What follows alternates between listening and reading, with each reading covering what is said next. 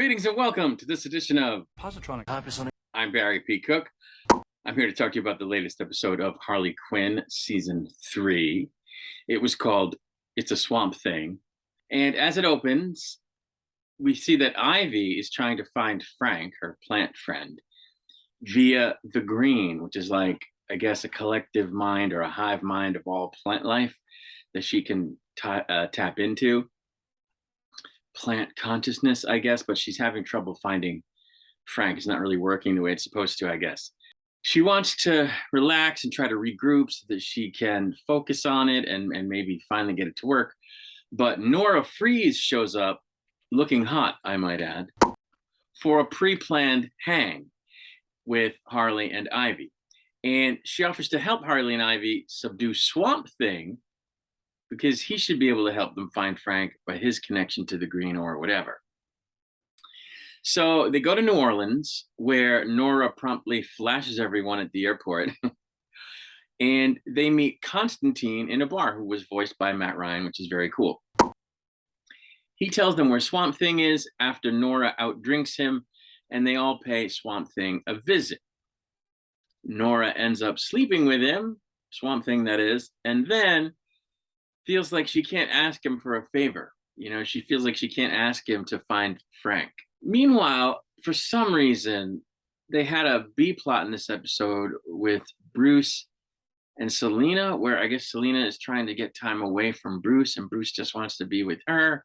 And so Alfred like drugs them both and puts them in a room together and sets them up with a therapist in the form of a music master, and then they sing to each other about their various relationship concerns. I thought it was lame, actually. I didn't like it. Anyway, the next thing that happens is Swamp Thing throws a fit when Nora says that they're not in a relationship, that they're just kind of fooling around. And this sends the environment all wonky wampus. And then he argues with Ivy about her being a shitty friend, which causes her to break down crying, which chills Swamp Thing out, causing him to remind Ivy that she can find him all by herself. She just needs to face her fears about losing Frank in order to fully tap into her ability to reach the green and find him. And she finds him, and it turns out that the people holding him is Bruce Wayne. We don't quite know why that is. I can't imagine what the point of that would be. But anyway, it was Batman / Bruce who kidnapped Frank and who is holding Frank. And that's where the episode ended. So I enjoyed this episode, but again, there was a huge lack of Clayface in this episode. Clayface is so awesome. I wish he was in every episode heavily, but he's not in this one like at all. He's in it for a split second. Nora is a funny character, and her interaction with Ivy and Harley is fun. And the whole concept of her sleeping with Swamp Thing is funny. And Swamp Thing was cool in the episode. He spends most of the episode just being a chill dude until he freaks out and he's kind of like angry and stuff. And that was, you know, more traditional Swamp Thing. But I didn't think this episode was any great shakes. And I didn't like the whole side, you know, B plot with Bruce and Catwoman. I thought it was kind of lame. And, you know, I continued to find Ivy to be annoying. Like, I like the show and I like her and Harley together, but her character is such a downer. She's always like,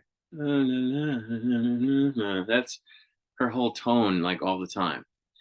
And so I just, I don't know. It gets to me.